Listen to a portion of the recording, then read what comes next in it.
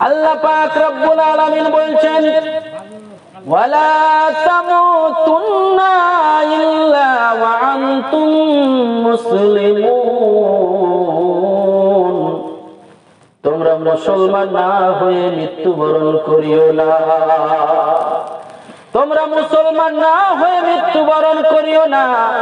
তোমরা মুসলমান না হয়ে মৃত্যুবরণ করিও না, কারণ মৃত্যুর পরে তোমাদের কবরে যেতে হবে, আর কবর তোমাকে ডাক দেয়, ওরে দুনিয়াবাসী, আমার কবর এমন একটি ঘর, যে ঘরে সাপ বিচ্ছু রয়েছে, যে ঘরে কোনো বাতি নাই, অন্ধকার ঘর, যে ঘরে সাপ রয়েছে, যে ঘরে বিচ্ছু রয়েছে, যে ঘরে আযাব রয়েছে, যে ঘরে আগুন রয়েছে। অতএব তোরা পরিপূর্ণ মুসলমান না হয়ে মৃত্যুবরণ করিস না। আমার এই ঘরে আসতে গেলে কিছু সামান নিয়ে আসি। এই সামানটা কি? আল্লাযীনা আমানু ওয়া কানু ইয়াত্তাকুন। এই সামানটা হলো আপনাকে প্রথমে ঈমান আনতে হবে বাবাজি ভাইরা। আর ঈমানটা কেমন হবে? ঈমানটা কোনো নাজদীর মতো হবে না, ঈমানটা কোনো খারেজির মতো হবে না, ঈমানটা কোনো রাফেজির মতো হবে না, ঈমানটা কোনো আহলে হাদিসের মতো হবে না, ঈমানটা কোনো রাসূলের গুস্তাখিকারীদের মতো হবে না। ঈমান হতে হবে তো আহলে সুন্নাত ওয়াল জামাতের মতো হতে হবে। জোরে বলুন সুবহানাল্লাহ। নাহমাদুহু ওয়া নুসাল্লি আলা রাসূলিহিল কারীম। বসেন। আম্মা বা'দ, ফাআউযু বিল্লাহি মিনাশ শাইতানির রাজীম। বিসমিল্লাহির রাহমানির রাহিম।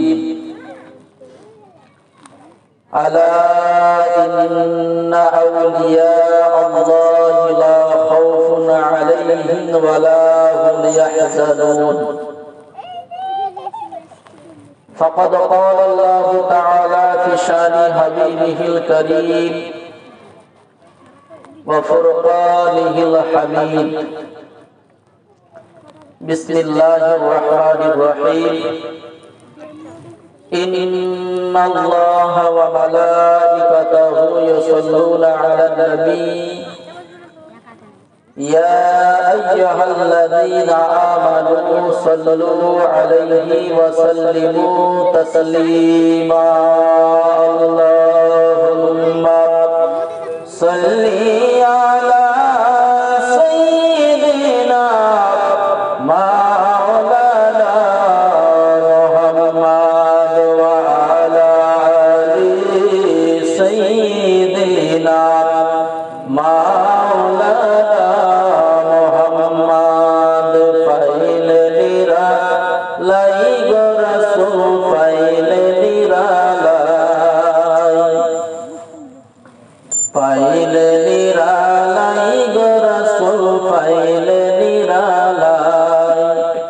আমরা দুই কদমে চুমা দিব, দুই কদমে চুমা দিব, চরণ ধুলি মাখব গায়। পাইলে নিরালাই গো রাসূল, পাইলে নিরালাই, পাইলে নিরালাই গো রাসূল, পাইলে নিরালাই।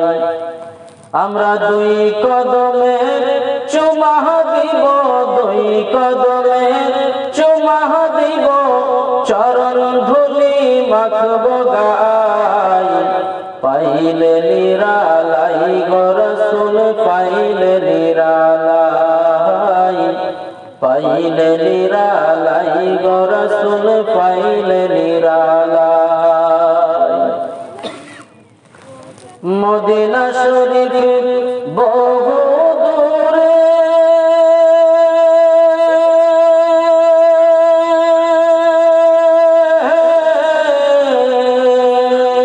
লোহিত সাগরের পারে গো, মদিনা শরীফ বহু দূরে,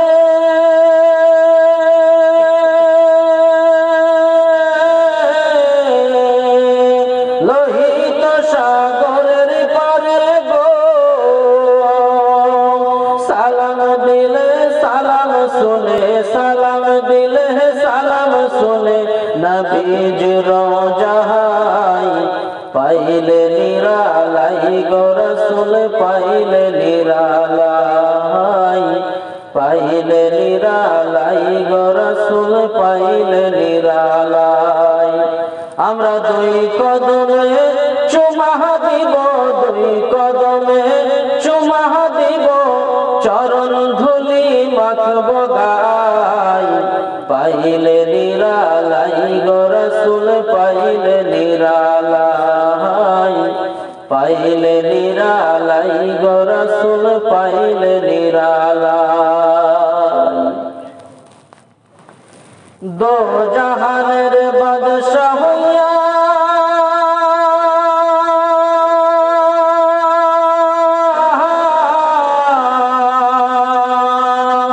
মদিনাতে আছেন শুইয়া গো দো জাহানের বাদশাহ হইয়া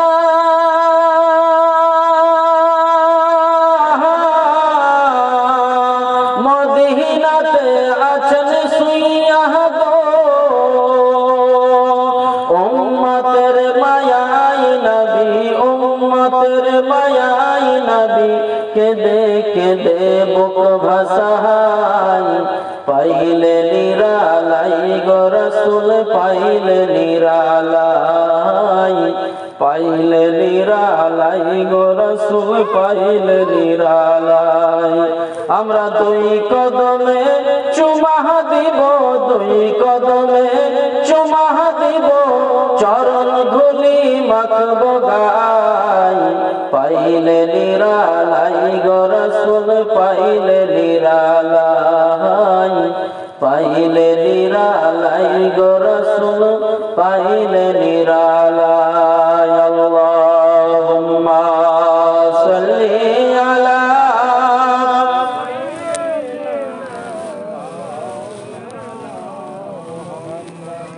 ওয়া আলা আলি সাইয়্যিদিনা মাওলানা সাল্লু আলা মুহাম্মাদিন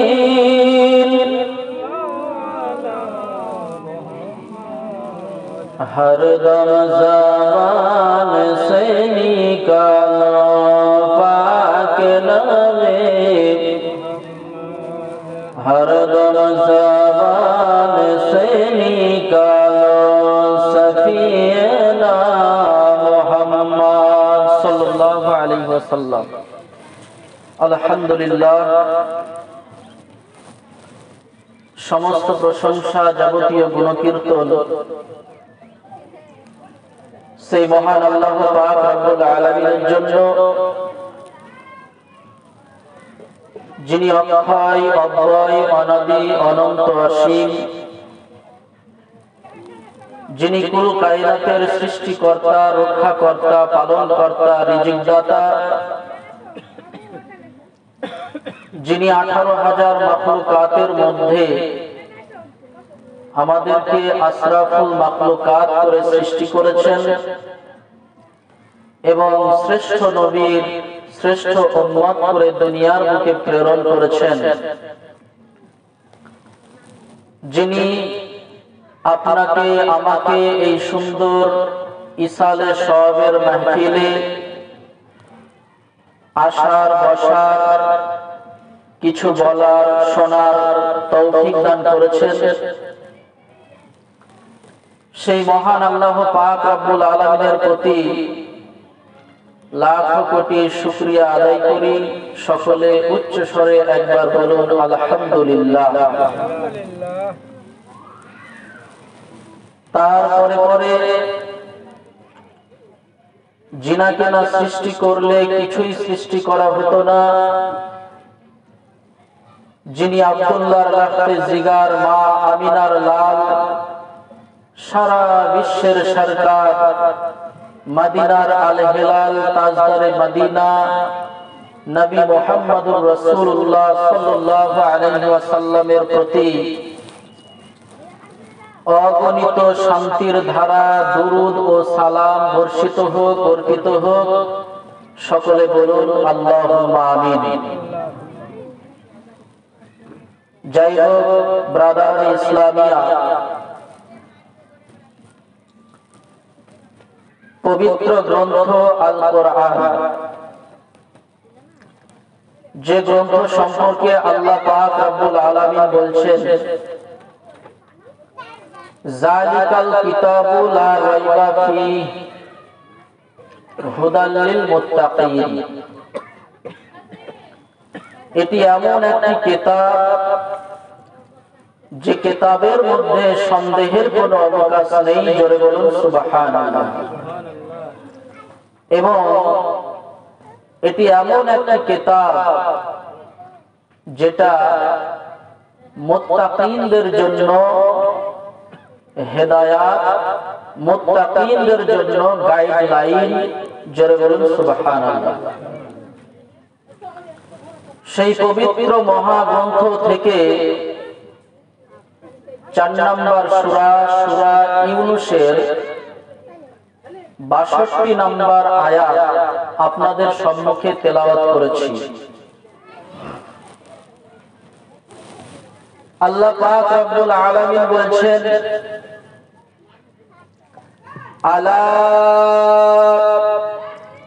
ইন্না আউলিয়া আল্লাহি লা খাউফুন আলাইহিম ওয়া লা হুম ইয়াহজানুন।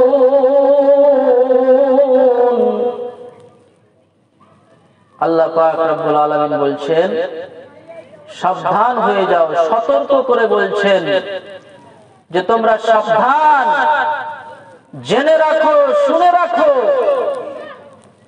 নিশ্চয়ই যারা আল্লাহর ওলি, যারা আমার পেয়ারা বান্দা, তাদের কোনো ভয় নাই এবং তিনারা দুঃখিত হবে না। জোরে বলুন সুবহানাল্লাহ।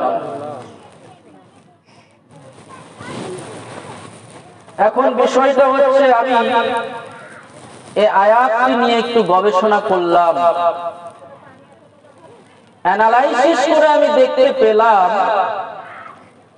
যে আল্লাহ পাক রব্বুল আলামিন বলছেন যারা আমার পেয়ারা বান্দা, যারা আল্লাহর ওলি আউলিয়া, তাদের কোনো ভয় নাই এবং তিনারা দুঃখিত হবে না। কিন্তু আমার অ্যানালাইসিস বলছে যে না, তিনাদের মতো ভয় আর কারো নাই। এই দুনিয়ার বুকে যদি ভয় করনেওয়ালা কোন মানুষ থেকে থাকেন তো একমাত্র তিনারাই সব থেকে বেশি ভয় করে এবং সব থেকে বেশি তিনারাই দুঃখিত হন। এখন আপনারা বলবেন কিভাবে? আপনি বললেন, আয়াত বললেন, আল্লাহ বলছেন আলা ইন্না আউলিয়া আল্লাহি লা খাউফুন আলাইহিম ওয়া লা হুম ইয়াহজানুন।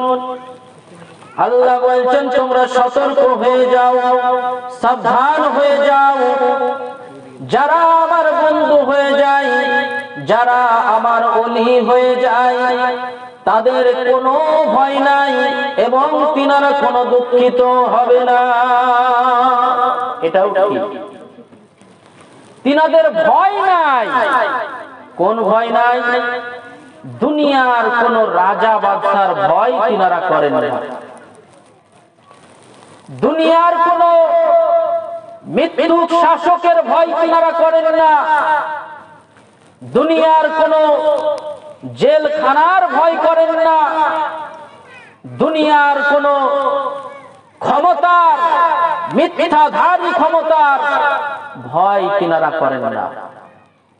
তাতে যে মুসিবতি তিনাদের মধ্যে এসে যাক কেন, যদি তিনারা ভয় করতেন, আমার আলা হযরত মুজাদ্দিদ দ্বীন ও মিল্লাত রাহমাতুল্লাহ আলাইহি, তিনি ওই সময়ে 1272 হিজরির সময়ে যখন রাসূলুল্লাহর শানে গুস্তাখি হতে লাগলো চারিদিকে, ওই সময় তিনি একাই রুখে দাঁড়িয়েছিলেন সমস্ত রাসূলের দুশমনদের, সমস্ত রাসূলের গুস্তাখিকারীদের একাই তিনি কলমের দ্বারা নিধন করে দিয়েছিলেন। জোরে বলেন সুবহানাল্লাহ। তিনারা যদি দুনিয়ার কোন শাসকেরই ভয় করতেন, মুজাদ্দিদ ইমামে রব্বানী মুজাদ্দিদ আল ফিসানি রাহমাতুল্লাহ আলাইহি 971 হিজরির সময়ে, ওই সময় ছিলেন বাদশাহ আকবর।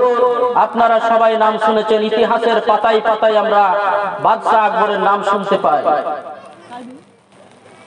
আপনারা জানেন ওই বাদশাহ আকবর দ্বীনে ইলাহি নামে একটি ধর্ম প্রবর্তন করেছিলেন। সব ধর্ম নিয়ে তিনি নিজস্ব একটা ধর্ম তৈরি করলেন, যেটার নাম হচ্ছে দ্বীনে ইলাহি। এবং তিনি নিজের নামে একটি কালমা তৈরি করলেন যে লা ইলাহা ইল্লাল্লাহ আকবর খলিফাতুল্লাহ। জোরে বলেন নাউযুবিল্লাহ। ওই সময় তিনি ছিলেন একজন সম্রাট। আচ্ছা বলেন তো, ওই সম্রাটের বিরুদ্ধে কারো কি কথা বলার ক্ষমতা আছে? ক্ষমতা নাই, কারো ক্ষমতা নাই। কিন্তু ওই সময় একাই ইমামে রব্বানী শাইখ আহমদ ফারুকি সিরহিন্দি রাহমাতুল্লাহ আলাইহি তিনি একাই গর্জন করে আকবরের দ্বীনে ইলাহিকে নাস্তানাবুদ করে দিয়েছিলেন। জোরে বলুন সুবহানাল্লাহ। এই দিক দিয়ে আল্লাহ পাক রব্বুল আলামিন বলেছেন যে আমার পেয়ারা বান্দাদের এহ জগতেও কোনো ভয় নাই, পরজগতেও কোনো ভয় নাই। তিনাদের কোনো ভয় নাই। তিনারা সত্যের সঙ্গে কোনোদিন কারোর সঙ্গে আপোষ করেন না।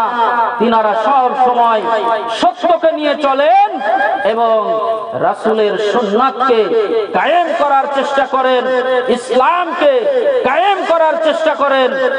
এ নিয়ে তিনাদের কোনো ভয় নাই এবং এ নিয়ে তিনারা কোনো দুঃখিত হয় না। জোরে বলুন সুবহানাল্লাহ। এবার আমি দেখলাম এই দিক দিয়ে তিনাদের কোনো ভয় নাই, তিনাদের কোনো চিন্তা নাই, তিনাদের কোনো দুঃখ নাই। কিন্তু বাবাজি ভাইরা, বাস্তবে তা নয়।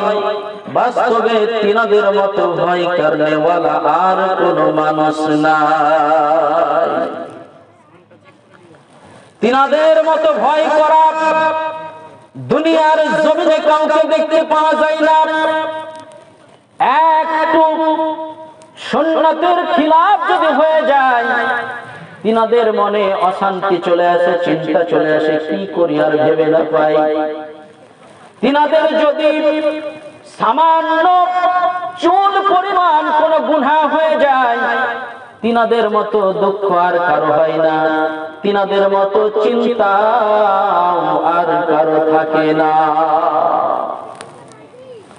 আমার বাবাজি ভাইরা, বড় পীর আব্দুল কাদের জিলানী রাহমাতুল্লাহ আলাইহির নাম শুনেছেন আপনারা?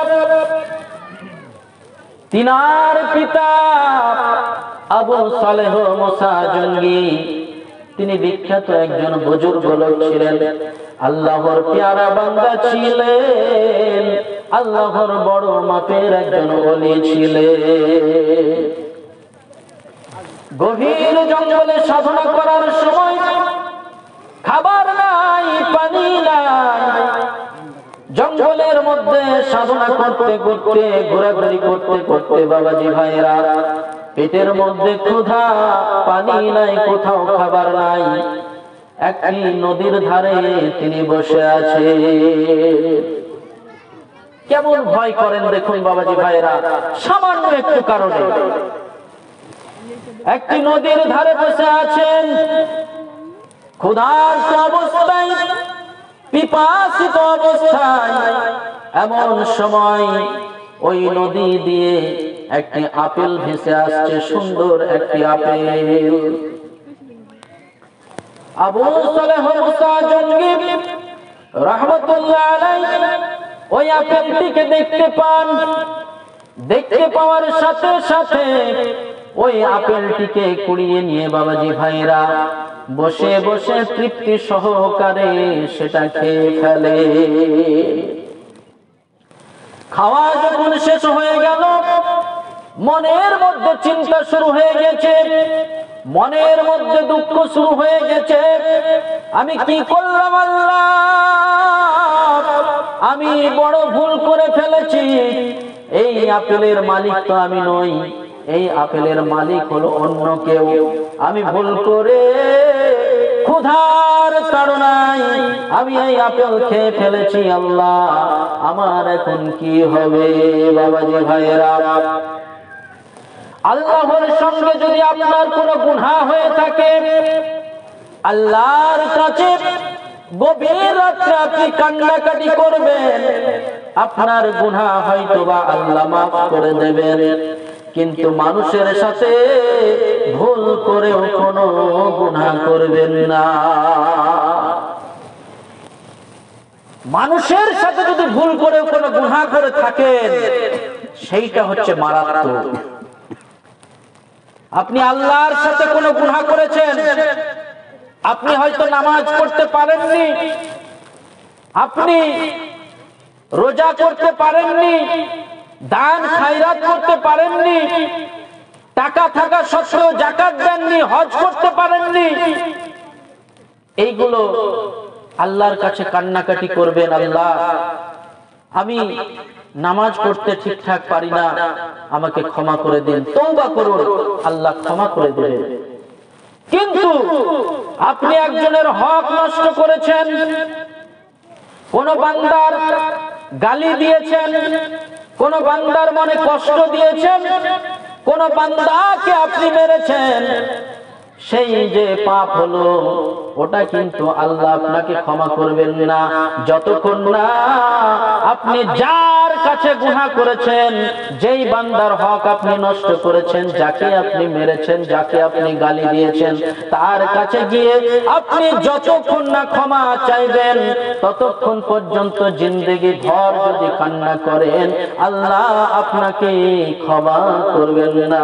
জোরে বলুন সুবহানাল্লাহ। তাই বাবাজি ভাইরা, আপেলটার মালিক হলো অন্য কেউ, তাহলে গুনাহটা অন্য ব্যক্তির সঙ্গে জড়িয়ে গেল। এখন ক্ষমা যদি চাইতে হয়, ওই মানুষের কাছে গিয়ে ক্ষমা চাইতে হবে। মনের মধ্যে বড় জ্বালা, মনের মধ্যে বড় চিন্তা, বড় দুঃখ নিয়ে আবু সালেহ মুসা জঙ্গি রাহমাতুল্লাহ আলাইহি ওই নদীর ধারে ধারে ধারে ধারে চলতে শুরু করলেন। যেতে যেতে যেতে যেতে বাবাজি ভাইরা নদীর ধারে একটি আপেলের বাগান দেখতে পেলে। ওই আপেলের বাগানের মধ্যে ঢুকলেন। আপেলের বাগানের মধ্যে ঢোকার পরে দেখছেন একজন আপেলের বাগানে একটা লোক রয়েছে, যে ওই বাগানটাকে দেখাশোনা করে।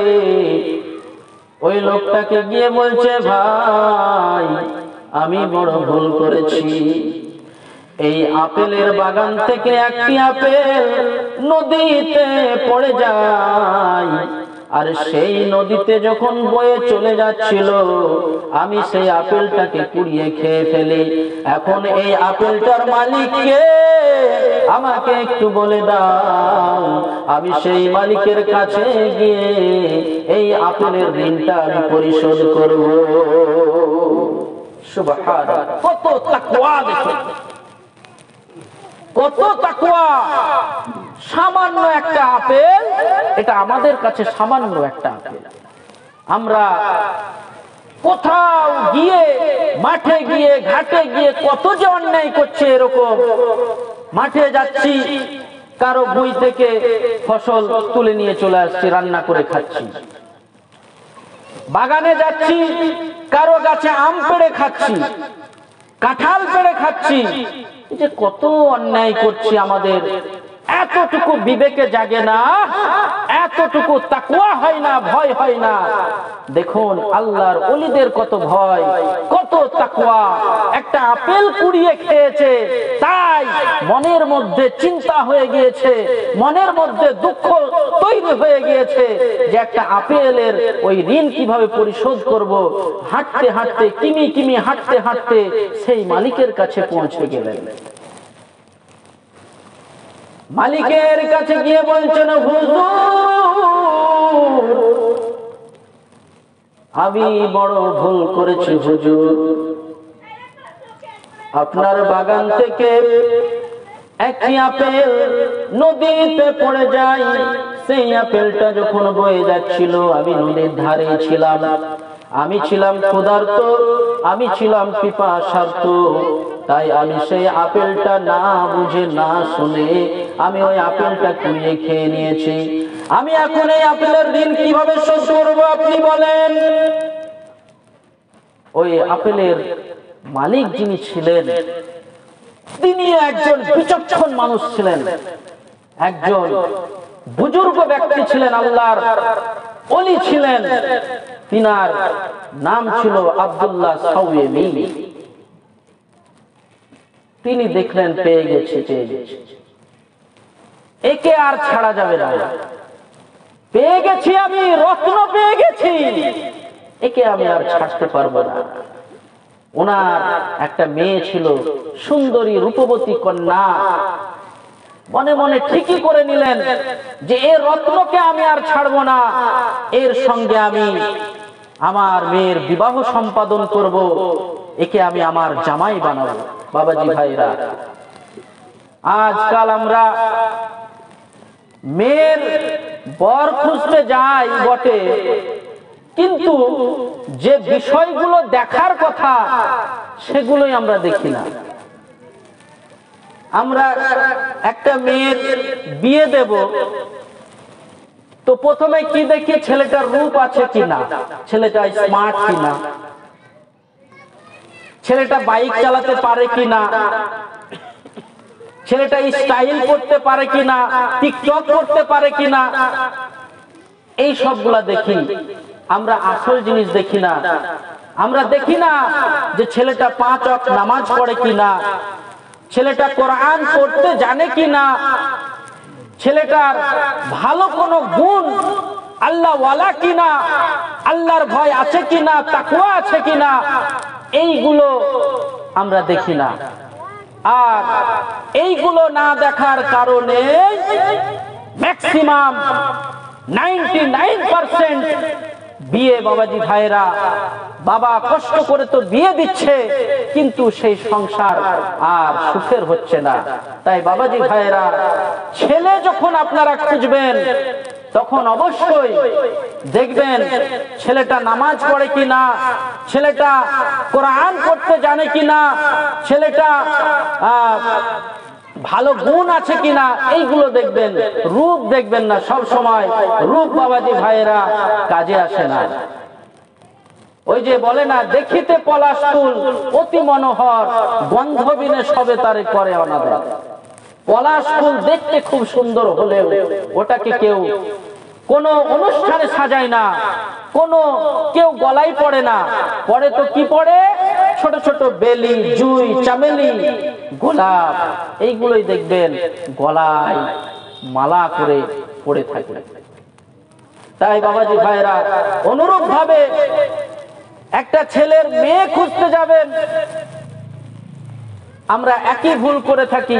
মেয়েটা সুন্দরী কিনা, মেয়েটা স্টাইল করতে পারে কিনা, মেয়েটা মোবাইল চালাতে পারে কিনা, টিকটক করতে পারে কিনা, সেম ভাবে আমরা মেয়ের বেলাতেও খুঁজি।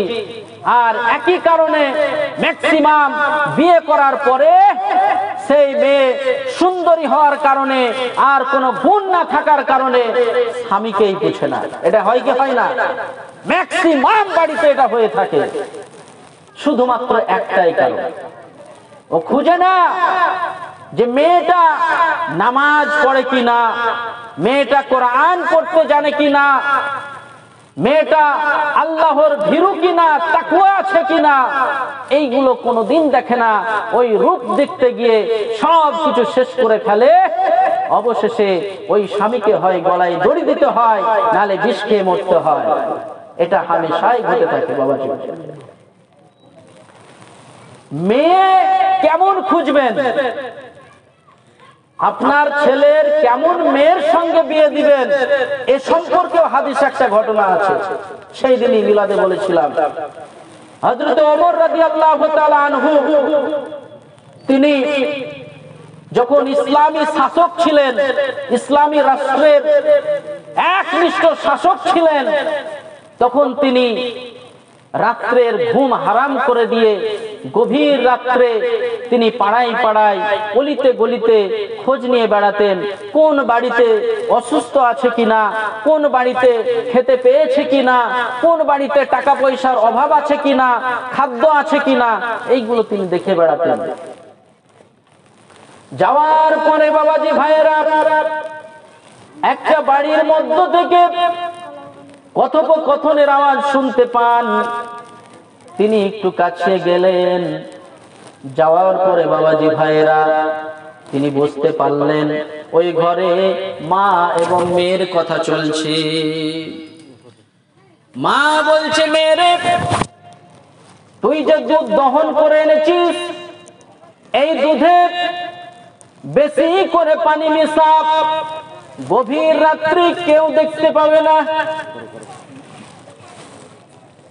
তো মেয়ে বলছে, না না, আমিরুল মুমিনিন হযরতে ওমর রাদিয়াল্লাহু তাআলা আনহু আইন জারি করেছে, দুধের মধ্যে পানি মেশানো যাবে না।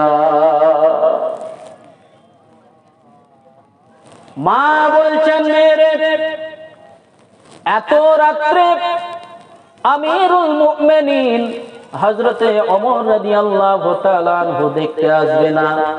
আমি যেটা বলছি তুই সেটা কর, দুধের মধ্যে তুই পানি মিশিয়ে দে।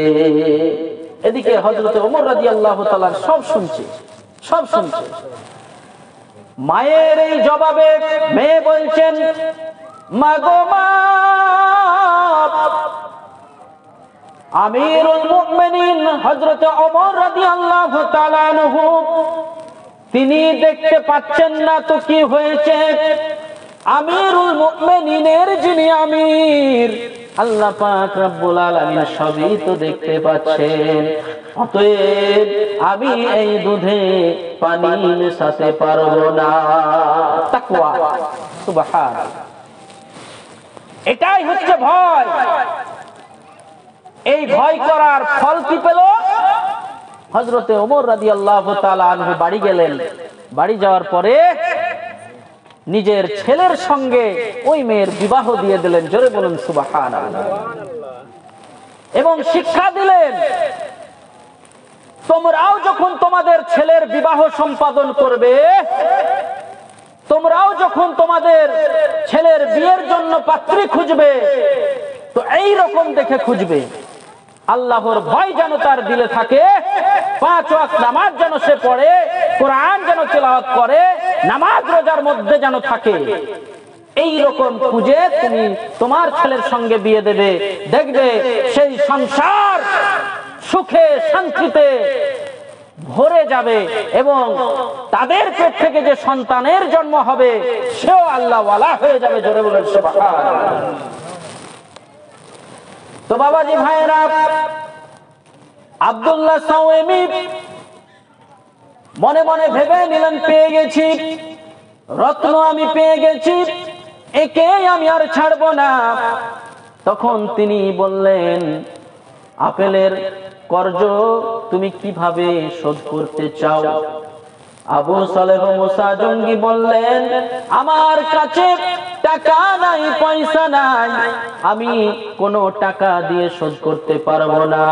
আমি আপনার কাজ করে দেব, ওই কাজ করে যে পরিমাণ টাকা হবে সেই টাকা দিয়ে আপনি আপনার আপেলের দাম নিয়ে নেবেন। তো আব্দুল্লাহ সাওয়ামি বললেন, ঠিক আছে, এই একটা আপেলের ঋণ শোধ করার জন্য তোমাকে 12 বছর আমার কাছে থাকতে হবে।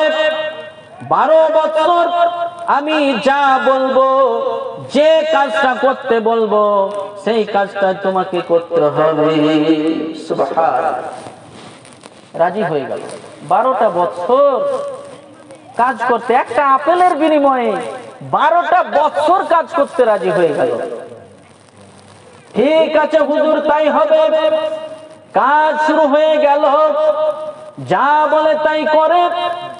নামাজের জন্য উজুর পানি দরকার, উজুর পানি এনে দেয়। তাহাজ্জুদের নামাজ পড়বে, উজুর পানি দরকার, পানি এনে দেয়। কোন কাজ করতে বলছেন, কাজ করে দেয়। সব কিছু করতে করতে বাবাজি ভাইরা 12টা বছর পূর্ণ হয়ে গেল।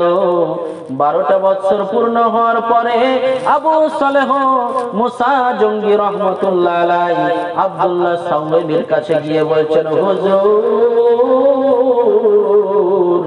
12টা বছর তো পূর্ণ হয়ে গেল, এখন আমার আপেলের ঋণ শোধ হয়েছে কিনা একটু বলো। তো আব্দুল্লাহ সাওয়ামি বলছে, না, এখনো শোধ হয়নি, তবে আমার একটা শর্তের উপরে তোমার এই ঋণ শোধ হয়ে যাবে। তো হুজুর বলেন, শর্ত আগে বলেন। আমার জ্বালা সহ্য হচ্ছে না, আমার ঋণ সহ্য হচ্ছে না, আপনি তাড়াতাড়ি বলেন, আপনি যা বলবেন আমি তাই করতে রাজি আছি। আব্দুল্লাহ সাওয়ামি বললেন, তাহলে শোনো রে সালেহ, আমার একটা অন্ধ বোবা খোড়া, কথা বলতে পারে না, বধির মেয়ে আছে। ওই মেয়েকে তোমার বিবাহ করতে হবে। জোরে বলুন সুবহানাল্লাহ। এই 12টা বছর যে কাটিয়েছে আবু সালেহ মুসা জঙ্গি, একদিনের তরেও তিনি দেখতে পায়নি যে এই ঘরে একজন যুবতী মেয়ে আছে, একদিনও দেখতে পায়নি। তো আব্দুল্লাহ সাওয়ামি রহমতুল্লাহ আলাইহি আবু সালেহ মুসা জঙ্গিকে বললেন, আমার একটা অন্ধ বোবা বধির খোড়া মেয়ে আছে, ল্যাংড়া মেয়ে আছে, ওই মেয়ের সঙ্গে তোমার বিবাহ দিতে চাই, তুমি কি রাজি আছো? আমায় একটু বলো। আবু সালেহ মুসা জঙ্গি রহমতুল্লাহ আলাইহি বললেন, হুজুর, এতে আমার কোনো অসুবিধা নাই। আমার এই বিবাহতে যদি আপেলের ঋণ শোধ হয়ে যায়, আমি তাতেও প্রস্তুত আছি। আপনি তাড়াতাড়ি বিবাহর কাজ তুই সম্পাদন করুন। বিবাহ হয়ে গেল বাবাজি ভাইয়েরা। এবার বাসর ঘরে যাবেন। ঘরের মধ্যে সুন্দরী যুবতী নারী বসে আছেন। শ্বশুর মশাই আবু সালেহ মুসা জঙ্গি রহমতুল্লাহ আলাইহিকে কোন ঘরে আছে ঠিকানা বলে দিলেন। সেই ঘরে তিনি আস্তে আস্তে গুটি গুটি পায়ে চলে গেলেন। যাওয়ার পরে তিনি দেখতে পেলেন, ঘর খুলে দেখতে পেলেন একজন সুন্দরী রূপবতী কন্যা বসে আছেন। সঙ্গে সঙ্গে তিনি চোখটাকে নামিয়ে দৌড় দিয়ে আবার ফিরে এলেন। শ্বশুর মশাই বলছেন, বাবা আবু সালেহ, তুমি কোথায় যাচ্ছ, কোথায় যাচ্ছ? আবু সালেহ মুসা জঙ্গি রহমতুল্লাহ আলাইহি বলছেন, হুজুর গো, আমি ভুল করে অন্য ঘরে ঢুকে গিয়েছিলাম। যে ঘরে আপনি ঠিকানা দিয়েছিলেন, সেই ঘরে গিয়ে দেখি কোনো বোবা মেয়ে নাই, কোনো কুৎসিত মেয়ে নাই, কোনো কালো মেয়ে নাই, কোনো খোড়া মেয়ে নাই। সেখানে তো বসে আছে একজন রূপবতী কন্যা, সুন্দরী মেয়ে বসে আছে। তাই আমি ছুটে পালিয়ে এলাম। আব্দুল্লাহ সাওয়ামি বলছে, ওরে সালেহ, এটাই হচ্ছে তোমার বিবি, এটাই হচ্ছে তোমার স্ত্রী। জোরে বলুন সুবহানাল্লাহ। এটাও তাকওয়ারই ফল। সুবহানাল্লাহ। বিয়ে হয়ে গেল, সুন্দরী রূপবতী কন্যা তিনি পেয়ে গেলেন, মা ফাতেমা উম্মুল খায়ের জননীকে তিনি পেয়ে গেলেন। তো তিনাদের মধ্যে যিনি জন্ম নিয়েছিলেন তিনি হলেন বড় পীর আব্দুল কাদের জিলানী রহমতুল্লাহ আলাইহি। তিনি কেমন মাপের ওলি ছিলেন দেখুন, মোরাকাবায় বসে তিনি সাত আসমানকে দেখতে পেতেন। জোরে বলুন সুবহানাল্লাহ। বাবাজি ভাইয়েরা আমার,